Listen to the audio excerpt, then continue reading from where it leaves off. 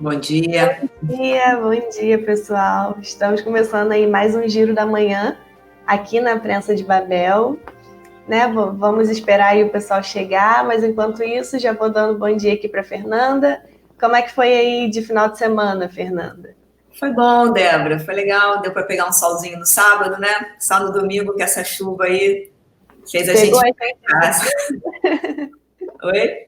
Pegou a gente de surpresa, o tempo fechou do nada. Fechou, faltou luz aqui em Búzios a tarde inteira no domingo e até o início da noite. Não em todos os locais, mas em alguns bairros faltou. Problemas de quando chove assim de repente, né? Mas então, estamos aqui de volta hoje, segunda-feira, dia 21 de setembro. Vamos trazer aqui as notícias, as atualizações desses dias, né, de sexta para cá, pegando aí o fim de semana. E enquanto o pessoal está chegando aí, eu já vou convidar vocês para ir seguir a Prensa de Babel nas redes sociais, né?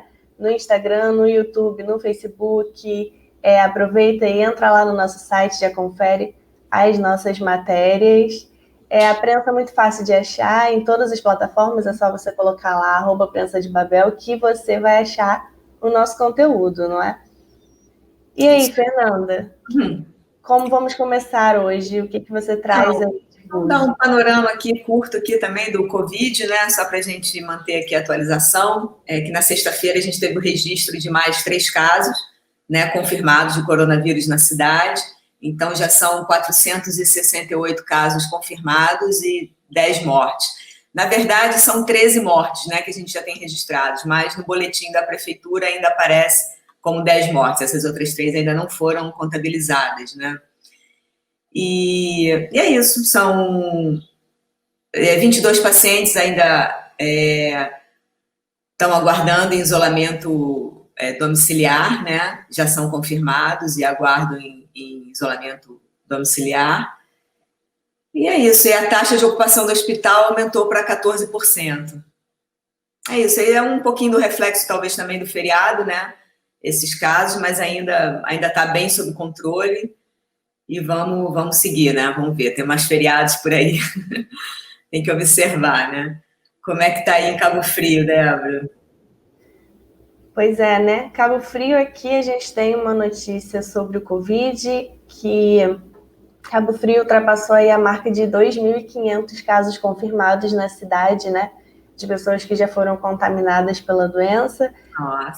O boletim mais recente aí da Secretaria de Saúde, que foi divulgado na sexta-feira, no dia 18, marcou aí 2.528 casos confirmados. Então, são muitos casos para a cidade, e a gente teve um aumento significativo de quinta para sexta, né? O boletim de quinta tinha marcado aí 2.497, e aí o de sexta já marcou 2.528. Então a gente teve aí um aumento de 31 casos de um dia para o outro, né? E como a Fernanda estava falando, a gente vê aí reflexos do feriado e desse período aí que as pessoas estão voltando a ficar mais na rua, né? Restaurantes, bares estão começando a ficar mais cheios, mas a gente sempre reforça aqui, né, a responsabilidade, o cuidado que deve se manter aí, de usar sua máscara, usar o álcool e evitar ficar muito próximo das pessoas. Sim, com essa abertura gradual que as cidades estão promovendo, realmente as pessoas estão ficando muito à vontade e às vezes se esquecem, né, que a gente está nessa pandemia. A gente vê muita aglomeração em bares, restaurantes. Aqui são cidades turísticas, né? Então todo final de semana a gente tem observado grande número de pessoas. Hoje vocês vão poder acompanhar mais tarde também uma matéria que a gente vai colocar com um grande movimento que teve em Búzios, inclusive mostrando a saída de pessoas da cidade, muitos carros, né? Vocês vão poder acompanhar a matéria, mas mostrando exatamente isso, que já está tendo muito movimento, né? A gente já está vendo que vai ser grande aí no próximo feriado, o verão também está prometendo, ao mesmo tempo que é bom para a economia da cidade, como você falou, a gente não pode esquecer, né, todos esses protocolos de segurança, o uso de máscara, é o mais simples de todos, né? O uso de máscaras e lavar as mãos e usar o álcool gel, né? Tendo esses cuidados, a gente já evita muita coisa. E, infelizmente, a gente está observando que as pessoas estão esquecendo essas duas coisas muito simples, né? Então... Sim, é por isso que a gente está sempre aqui reforçando, né?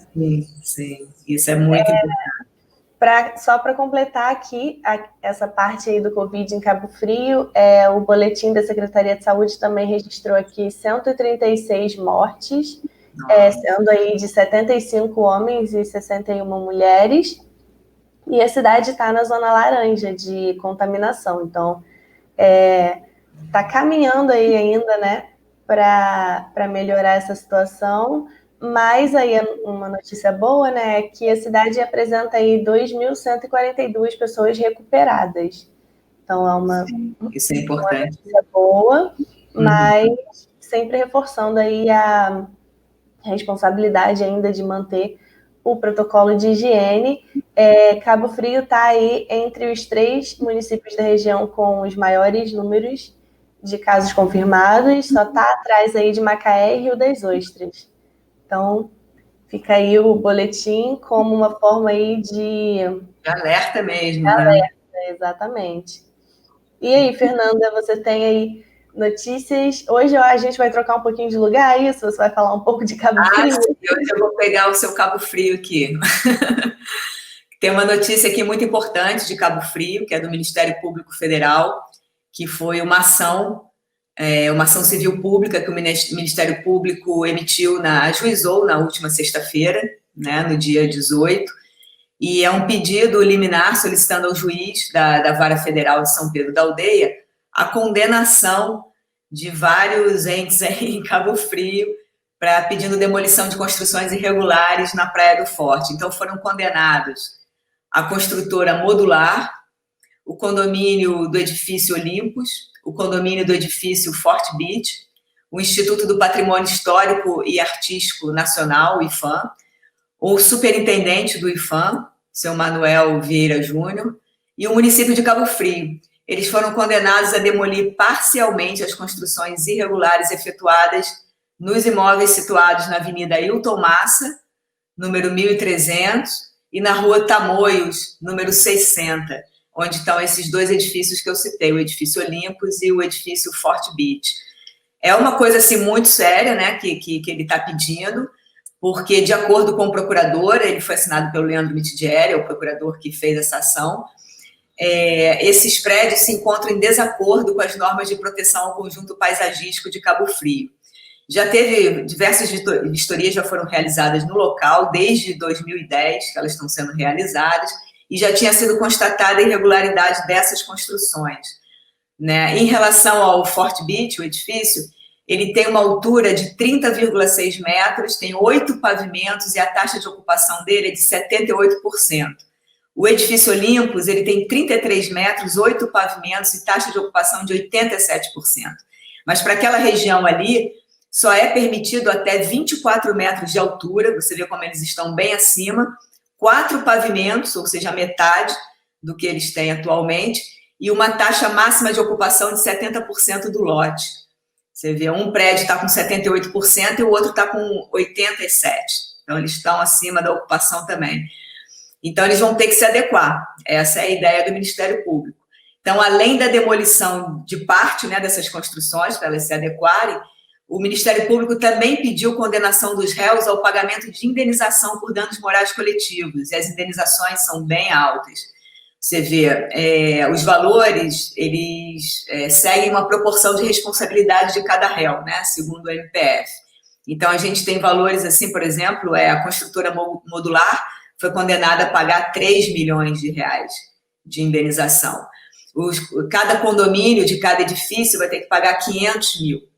Isso é uma sugestão do Ministério Público, né? O juiz ainda vai acatar, ainda vai determinar. E o superintendente do IFAM foi condenado a pagar 50 mil e o município de Cabo Frio 150 mil. A gente lembra, assim, que essas condenações ao município, na verdade, não são para criar problemas para o erário público, não. Na verdade, quem é condenado é o gestor responsável na época, a pessoa que assinou e a pessoa que deu a condição daquela construção ser realizada ali. Esse ente público é que é responsabilizado a pagar isso daí, a devolver esse dinheiro para o município, caso o município tenha que pagar na frente, né? E é isso. Agora a gente tem que aguardar se o juiz vai acatar e vai determinar todas tudo isso que foi ajuizado, né, pelo Ministério Público na ação civil pública, né? Temos que aguardar. A situação aí complicada, né? Porque esses edifícios ficam aí num lugar assim importante, com muita visibilidade, né? Em Cabo Sim, Frio. ficam na orla ali da Praia do Forte, né? E que seria menos trabalho se tivesse feito todas essas regularizações antes, né, da construção, para que já não precisasse passar por esse tipo de coisa. Exatamente. A gente vê um pouco também, a gente não sabe se foi só uma atitude assim de... Acho que as pessoas numa construtora, elas conhecem as regras, né? A gente não sabe se foi assim uma coisa de má fé, né? E que agora veio à tona, né? Então, assim, a gente espera que consigam resolver, consigam fazer alguma coisa para, não sei como é que resolve uma situação dessa, a não ser demolindo, talvez, adequando. Realmente tem que ser discutido isso daí, bem discutido, né? Mas já é uma coisa que já rola há muitos anos, né? Então, acho que essa condenação vindo agora, acho que já é realmente a decisão final. Pois é, e os detalhes da matéria estão lá, né, no nosso site, www.prensadebabel.com.br. Você pode ir lá acompanhar depois que o nosso giro encerrar. Mas, enfim, Fernanda, qual é a outra matéria, qual é o outro assunto que você traz aí para a gente? Tem aqui uma questão de Búzios que, assim, nós temos os alunos da rede pública municipal que estão aguardando até hoje, né, que não receberam merenda, não receberam nada nesse período da pandemia, tinham os kits merendas para serem distribuídos e não foram, os pais, é uma questão que os pais estão pedindo já há bastante tempo, e a prefeitura decidiu que ia fazer através de cartões magnéticos com valores, né, acreditados e que R$200 por mês para cada aluno para compra de alimentação, justamente para contrabalançar o fato de eles não terem a merenda.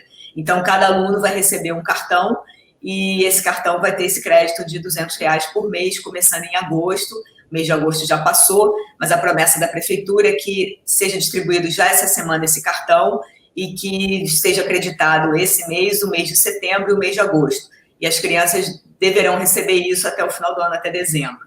Essa é a promessa da prefeitura.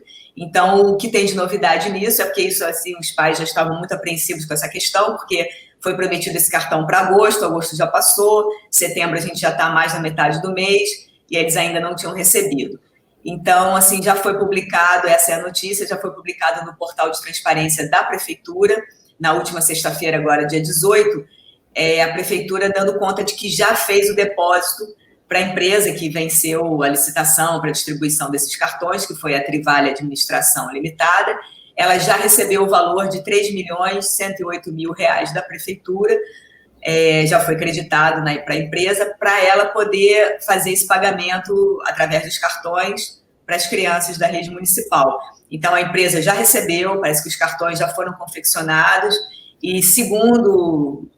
a gente não tem muitos dados oficiais da prefeitura, né, muitas informações, mas, segundo se fala, os cartões serão distribuídos ainda essa semana, já nas escolas. Os pais devem aguardar um contato da própria escola onde o aluno estuda, dizendo a data em que ele deve ir lá buscar o cartão do seu filho, né?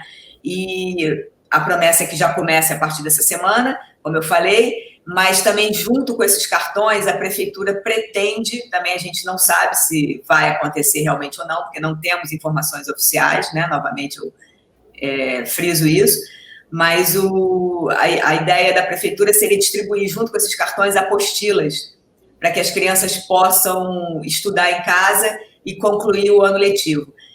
Tem uma história de que a partir do momento em que o pai receba essa apostila, e o aluno faça a apostila e entregue o cartão de respostas, ele já vai estar automaticamente aprovado nesse ano letivo de 2020. Essa foi a forma que a prefeitura encontrou de fechar o conteúdo aí das crianças e passar esse conteúdo e fechar o ano letivo.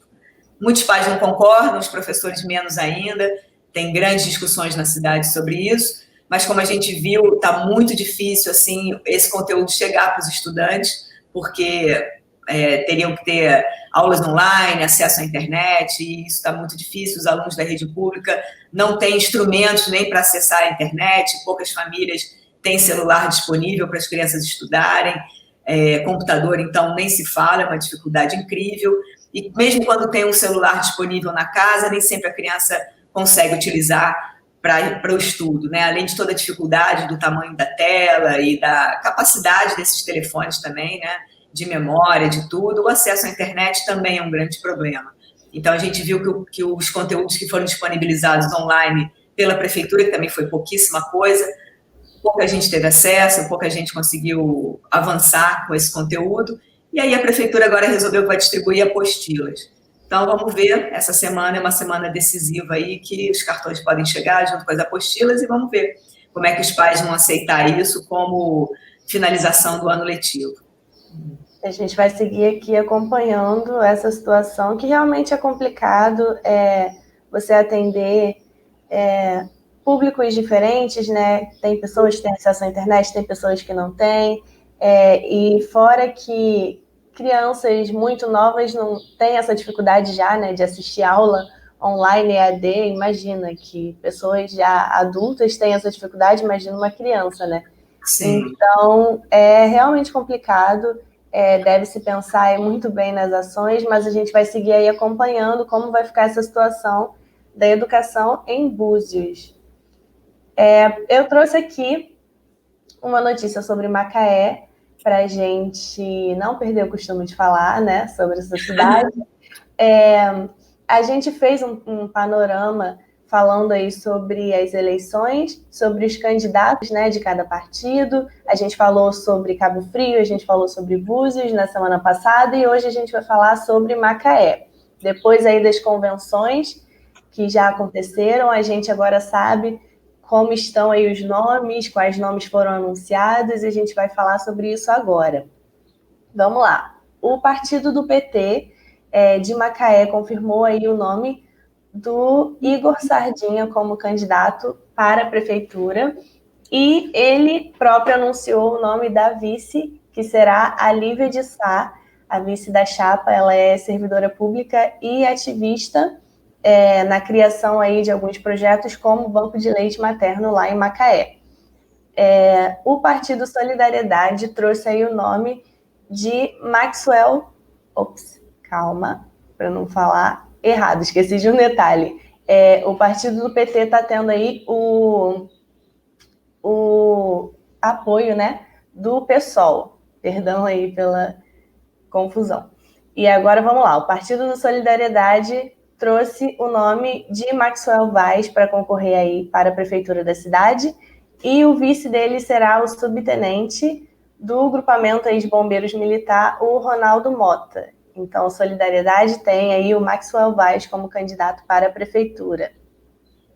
Já o Partido da Cidadania tem o deputado estadual Welbert Rezende para disputa aí nas eleições para a prefeitura, e o apoio do Cidadania está aí com o partido do PROS, né? A convenção não decidiu ali, não anunciou o nome do vice da chapa, mas os bastidores aí apontam que talvez seria o nome do Célio Chapeta, indicado aí pelo atual prefeito de Macaé, o doutor Aloísio, mas o nome do vice ainda não foi confirmado. E quando for, a gente vai vir aqui trazer para vocês. O outro nome que está aí na disputa pela prefeitura é do vereador Robson Oliveira, que ele é atual vereador de Macaé, ele é o candidato do PTB. E na convenção, né, que aconteceu na semana passada, eles tiveram ali a presença do deputado federal eleito pelo PSL, o Felício Laterça. Ele esteve presente na convenção do PTB ali, né? Outro nome aqui que a gente traz para a disputa aí da prefeitura de Macaé é o Silvinho Lopes, que vem aí pelo Partido do Democratas. Na convenção desse partido, eles contaram aí com o apoio do PL, do PP, do PSD e do Patriota. Então aí a gente tem uma aliança aí, né, entre esses partidos. E, por último, o ex-prefeito da cidade, o Riverton Mussi, ele confirmou aí a candidatura pelo PDT, informou aí que ele vai ser candidato para a Prefeitura de Macaé. O nome do vice ainda não foi revelado e ele garante aí que vai disputar o cargo, mesmo tendo aí impedimentos na Justiça. O Conselho Nacional de Justiça, o site, né, Conselho Nacional de Justiça, aponta aí um processo contra o ex-prefeito de Macaé por improbidade administrativa, que o deixaria aí inelegível. Essa inegibilidade foi decretada na Justiça em 2017, com a suspensão dos direitos políticos por 5 anos. Então, a gente tem aí essa situação do ex-prefeito, que a gente vai ficar aí, seguir acompanhando, né? Ele confirmou a candidatura, mas a gente lembra aqui, né, que as eleições, elas acontecem no dia 15 de novembro, e você tem esse tempo aí para pesquisar, analisar quais são os candidatos que você vai querer votar. A gente tem matérias como essa, como eu mencionei, né, sobre Cabo Frio e sobre Búzios, com os candidatos. É só você ir lá na nossa aba de política, no site da Prensa de Babel, que você vai encontrar os nomes, os partidos, e aí você vai poder analisar e pesquisar quem você vai querer que represente aí a sua cidade nos próximos anos, né? Isso é muito importante, tem que ficar atento. E aí, Fernanda? Bom, vamos botar mais uma aqui de Macaé, para a gente, acho que encerrar, né? Não sei se você tem mais alguma aí. Mas é uma matéria que está lá no nosso site, que é sobre aulas de choro online. Né? Isso é bem, bem interessante. São oficinas de choro online que vão acontecer agora em outubro com o professor Rubinho Pereira.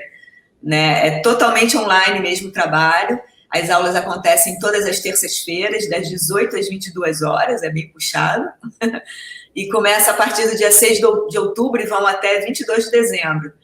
É um curso destinado a estudiosos de música de vários instrumentos, em especial os amantes do chorinho. Eles vão trabalhar partituras e acordes, melodias, tudo, né, em relação à música. Vai ser passado mesmo nessas aulas online. E o interessante disso é que essa oficina ela já está atraindo alunos do mundo inteiro, né, que estudam a música brasileira, e não só alunos de Macaé, né, ele está sediado em Macaé, esse professor, o Rubinho. E é isso, as mensalidades custam R$80, né, é um preço bem, bem razoável para o que está se oferecendo, né, bem bacana. E você pode ver lá qual é o contato que pode se fazer, tem um telefone lá de WhatsApp que está sendo informado na matéria. É só olhar lá no nosso site que você vai ver direitinho como é que pode participar dessas aulas online de chorinho do professor Rubinho Pereira. Pois é, uma notícia aí sobre cultura, né? Sempre importante a gente trazer aqui.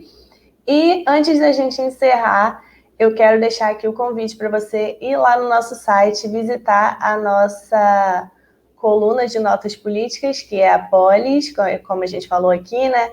Sobre as notícias políticas aí da região, nesse período aí de eleições. Corre lá, tá lá no nosso site. Também fique de olho aí nas nossas redes, porque a gente está disponibilizando aí os links para você ter acesso direto aos nossos grupos, para participar aí da lista de transmissão, né? A gente já tem o grupo de Cabo Frio, já tem o grupo de Búzios e está aí trabalhando nos próximos das outras cidades para que você receba em primeira mão as notícias do nosso site. E por aqui fechamos, acho que a Fernanda fechou também.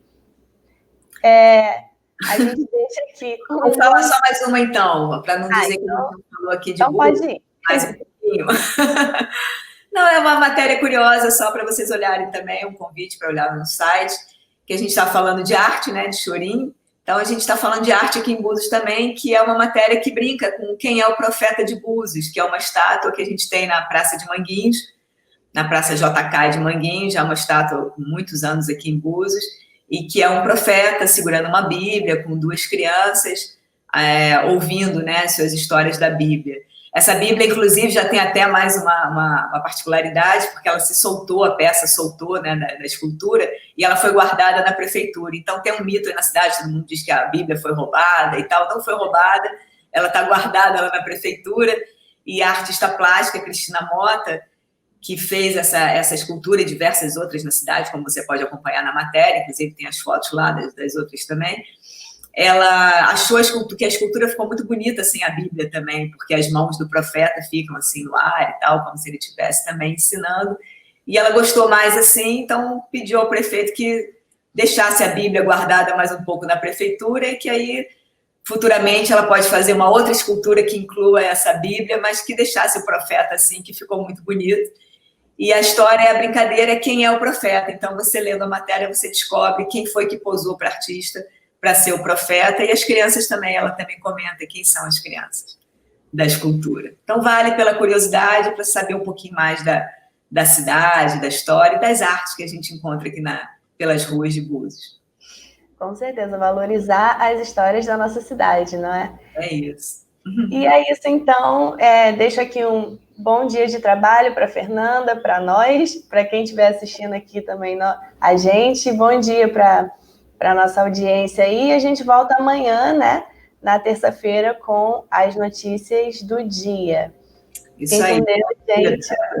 Bom dia. Seguimos aí. Um beijão.